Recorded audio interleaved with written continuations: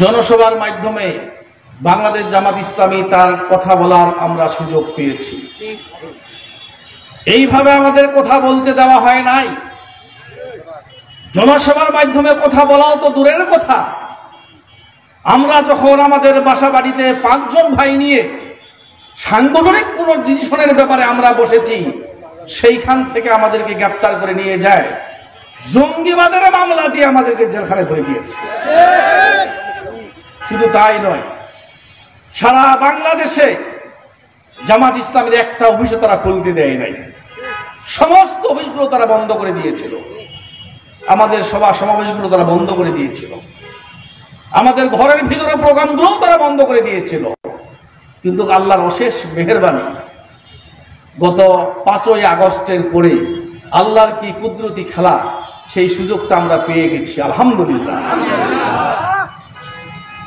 এদেশের ফ্যাসিস্ট আওয়ামী সরকার চেয়েছিল বাংলাদেশ জামাত ইসলামীকে আর কোনোদিন রাজনীতিতে ফিরতে দেওয়া হবে না।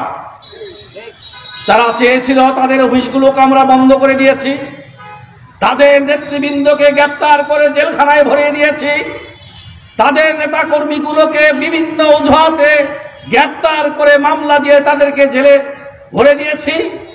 5 জন একখানে বসারও আমাদের সুযোগ নাই। তারা মনে করেছিল যে জামাত ইসলামী আর এই বাংলাদেশে মাথা উঁচু করে আর কথা বলার সুযোগ পাবে না।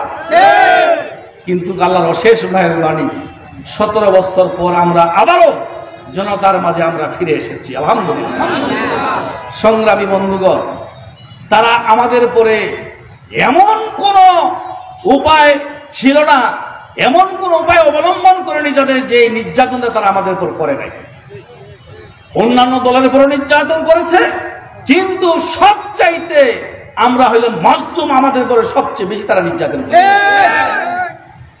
আমাদের নেতৃবৃন্দকে ফাঁসির কাস্টে ঝুলিয়ে তারা হত্যা করেছে, শহীদ আল্লামা জালাল সাইদি সাহেবকে তারা হত্যা করেছে। আমরা 28শে অক্টোবর ভুলে যাই নাই।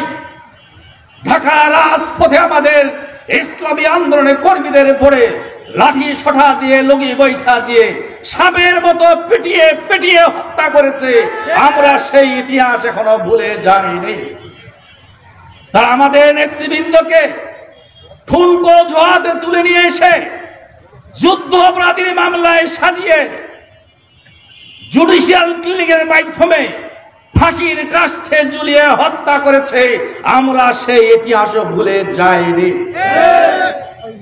এই ফ্যাসিস্ট আওয়ামী সরকার 2013 সালে 5ই মে শাপলা চত্বরে সেই গণহত্যার ইতিহাস আমরা ভুলে যাইনি। কি অপরাধ ছিল সেই দিন আমাদের আলেম ভাইদের, কি অপরাধ ছিল আমাদের মাদ্রাসার ছাত্রদের। আল্লাহ রাসূলের বিরুদ্ধে কথা বলবে, আমরা কি সেটা প্রতিবাদ করতে পারবো না? যখন শাহবাগে আল্লাহ রাসূলের বিরুদ্ধে যখন কটাক্ষ করে ব্লগারে লেখা হলো, কথা বলা হলো, সেটার প্রতিবাদ জানানোর জন্য সেই দিন আলেম ওলামা এবং মাদ্রাসার ছাত্ররা ঢাকার সেই শাপলা চত্বরে জড়ো হয়েছিলেন। তারা তো চেয়েছিলেন শুধু রাতটুকু আমরা এখানে থাকবো, রাতটুকু থেকেই আমরা সকালে এখান থেকে চলে যাব, কিন্তু তাদেরকে সেই সুযোগটা দেওয়া হয়নি। আপনি দিনের পর দিন, আপনি মাসের পর মাস ওই শাহবাগ চত্বরে যখন যারা জড়ো হয়েছিল তাদেরকে আপনি খাবার সাপ্লাই দিলেন, তাদেরকে আপনি পানি সাপ্লাই দিলেন, তাদেরকে সেখানে থাকার ব্যবস্থা করে দিলেন, সমস্ত রাষ্ট্রীয় খরচে তাদেরকে লালন পালন করলেন মাসের পর মাস। অথচ আমাদের আলেম সমাজ, আমাদের মাদ্রাসার ছাত্ররা একটা প্রতিবাদের জন্য শুধু সেই শাপলা চত্বরে একটি রাত থাকতে চেয়েছিল, সেই সুযোগটি আপনি তাদেরকে দেন নাই।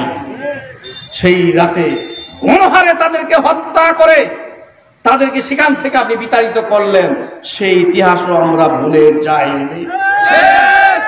সংগ্রামী বন্ধুগণ, শুধু তাই নয়, জামাতের নেতৃবৃন্দ থেকে শুরু করে ইসলামী ছাত্র শিবিরের নেতৃবৃন্দের উপরে যেইভাবে তারা নির্যাতনের স্টিম রোলার চালিয়েছে, আমরা সেই ইতিহাসও ভুলে যাইনি।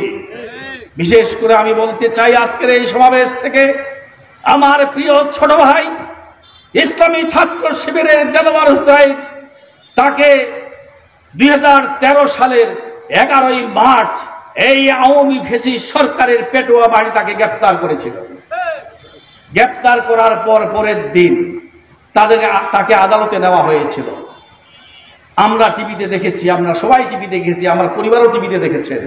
আমার সেই ছোট প্রিয় ভাই দেলোয়ার পরের দিন যখন তাকে আদালতে নেওয়া হলো, তিনি সবাইকে হাত উঁচু করে সালাম জানিয়ে হাসি মুখে তিনি আদালতে চলে গেলেন। আদালতে যাওয়ার পর তার সেই দিন রিমান্ড মঞ্জুর হয়েছিল 21 দিন কয়েকটা মামলায়।